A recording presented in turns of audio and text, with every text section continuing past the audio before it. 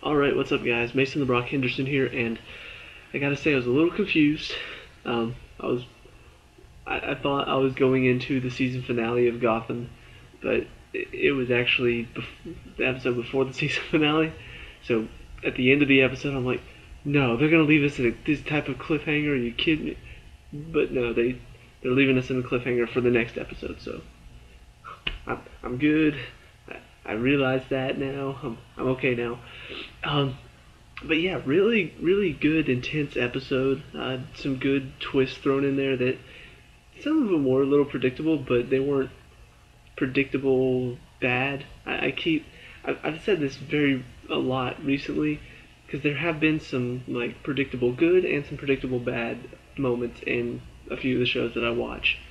The predictable good moments are like whenever I realize what they're doing, I'm like, okay, I get it. I see what you're doing there. I like it. Predictable bad is like, seriously, you're doing that? Like, really? That's so obvious. Like, why are you get? It's cliche. Why are you doing this? But these are predictable good moments. Frankly, because we hardly see it in the show ever. But anyway, uh, few of the moments I like. One, and probably the most obvious, is Bruce and Silver. What happens with them?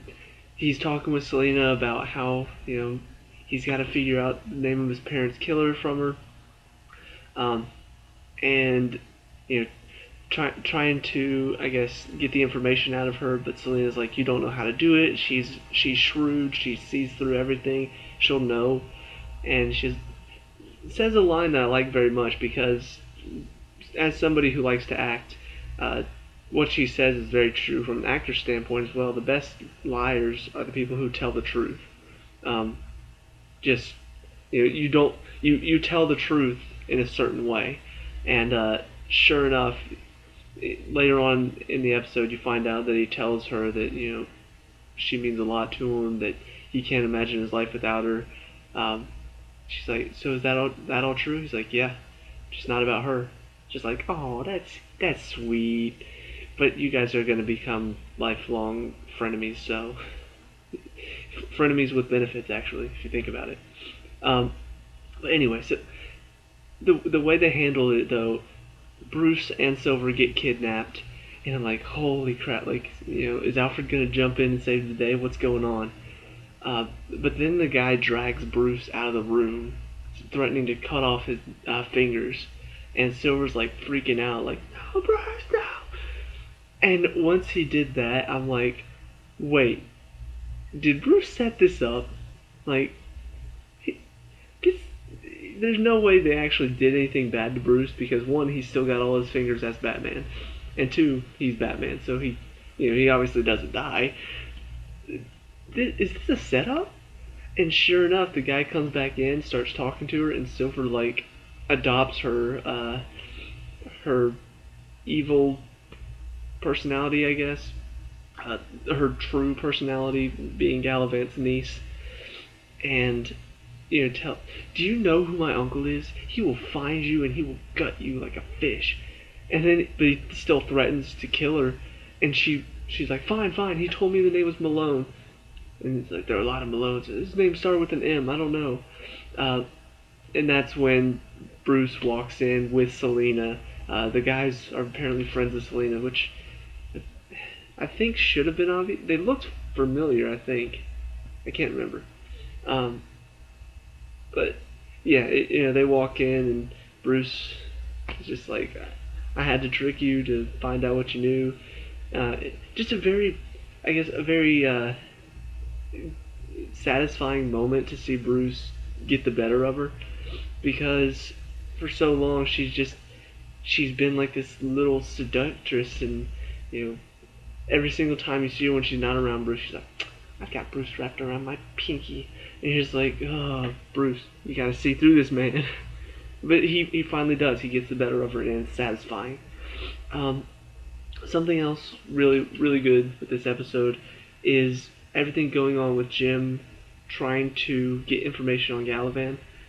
A few funny moments. The first one being that Barnes tells him to stay away from Galavan in case there's a guy who got slit from ear to ear, his throat, and stuff going on with that. Stay on that. Well, Harvey comes back with some information about this massage place that apparently Gallivan was trying, or his company was trying to buy the sword from. And Jim's like, fine, let's go.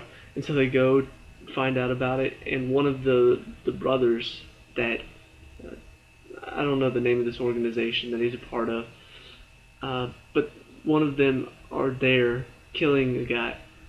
And so Jim, takes it, well, he fights him, he stabs him, and the guy just like takes the knife out and runs away. And then Jim's like trying to stop him, and he would rather die than give himself up, so he steps in front of a truck. But, Barnes is like upset because he shouldn't be tracking down Gallivan. I told you to stay away from that. He's like, there was the man who was killed this morning that you told me to look into. He was spotted robbing a woman, and her testimony says that a man dressed as a nun, or no, a priest, rescued her. And Barnes is like, does the universe love you this much always, Gordon? But actually, this is the first time in a while. And it's kind of funny, because it is very coincidental, and they recognize that. But it never happens. Jim hardly ever catches this kind of break as far as being able to work under pretty much everything working out for him. Unfortunately, things don't end up working out for him, because later on you have they're finding all of this stuff out. They actually encounter another member of the Brotherhood, and they get a bit more information from them. Jim finds out that they're going to kill the son of Gotham, which obviously is Bruce, but Jim doesn't know that yet. Oh man, I'm sorry, my neck hurts for some reason. But then when he goes to the courthouse to watch Gallivan's trial, which, when it's near the end of the episode, and I already saw last week that he gets out of all the charges in the previews for this week, so I wish they wouldn't reveal, like, near the end of the episode stuff. I was kind of hoping the trial would be near the beginning, and the rest of it would be trying to go after Gallivan. But anyway, the trial happens, he gets away with it, based on the fact that Mayor James says that he lied about Gallivan, that Penguin's the one that kidnapped him, which I don't know how they convinced him to lie about it. I don't know. But Jim, Gallivan's trying to be the upstanding person again, and, I hold no grudges against Jim Gordon and the GCPD. They were just doing their jobs. They're still heroes in my book. What do you say, Jim? Do you think we can reconcile this? Bam! No. Jim's like, heck no. And so he gets dragged out of the courtroom by two cops who, turns out, working for Gallivan. Tase him, take him to a warehouse, and final, very interesting thing that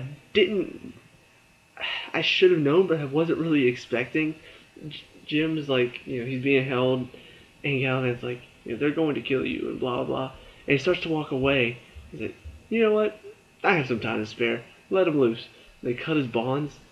Come on, Jim. Give it your best shot. Save Gotham. I'm like, what? Is somebody about to step in and stuff? But no, Gallivan, he can fight. He's blocking everything. He does a few karate kicks. It was crazy. I was like, holy crap! Who knew Gallivan could fight like that? So nice. Once again, another little twist that I should have saw coming, but I really didn't. But it's a good one. It's one that's, okay, I like that. I like that. And that's, after he beats him down and puts him on the ground, he tells his guys, kill him. And I'm like, okay, so is Harvey going to find him? Is somebody going to stumble upon this and stop them? What's going to happen? Penguin shows up and takes care of the guys. And hearing from Nigma he heard from his one of his men that Gallivan escaped, that he got off on the charges. So he's got Jim. He's like, "Where's Galavan?" Hits him a couple times, and Jim's like nearly he's close to death. Um, so he's not responding. Don't know where that's going, but could be interesting. They could. It seems like they might team up next week. Don't know. We'll see what happens. But yeah, that was an interesting way to end it, having Penguin be the one to show up and help him, and kind of, you know, another interesting moment where if Jim had gone after Penguin and captured him, then Penguin wouldn't have been able to save his life. So, interesting. Uh, hmm. Oh yeah, the final thing, Alfred. This was only one scene, but it was a fun moment.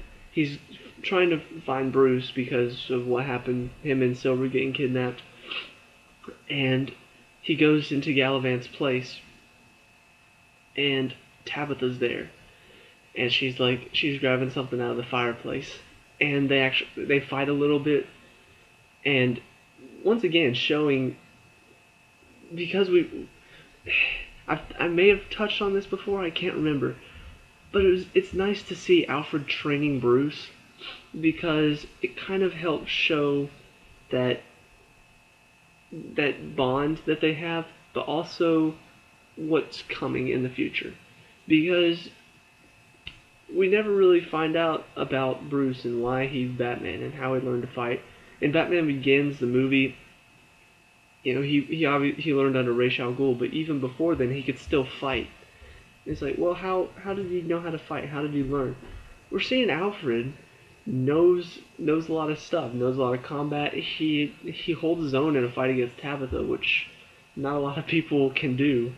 Um, but ultimately, it kind of ends on another cliffhanger with that. Uh, they're fighting, and then there comes a moment where, um, like she says something, and he uses her momentum, gets cut on the side, but he uses that to kind of reversal hit her, knock her out. Gets into the elevator. She climbs on top of the elevator, opens it up, is about to throw a knife at him. He shoots at her. She escapes. He runs outside and is running towards this like garbage truck.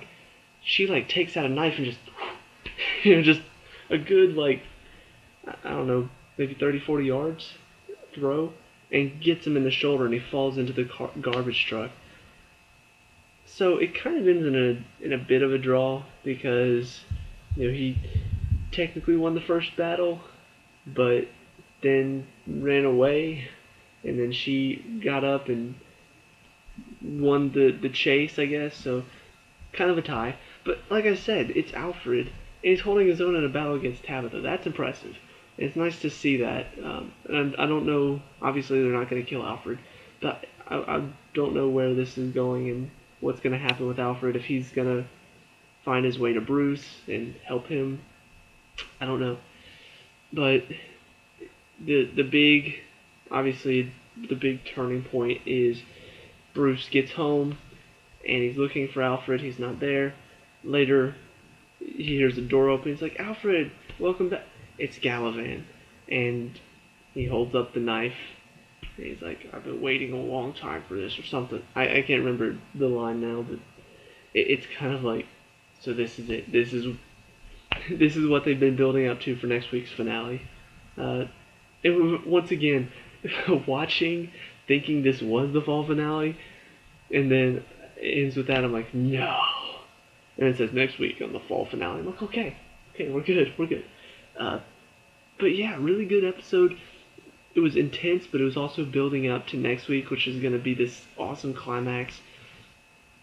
Predictions, I don't know what's going to happen with Galavan. I feel like he's served his purpose as a villain now.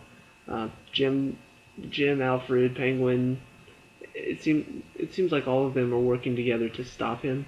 So likely they will stop him. So I don't know where the second half of the season is going to be then. Because, like, I don't know. first half of this season it started off very well with Jerome, kind of dipped off after he died, but then picked back up with Firefly, and now it's been building ever since then. Finding out about Gallivant's plan, Jim learning, Jim taking a few extra steps that maybe you wouldn't expect of him.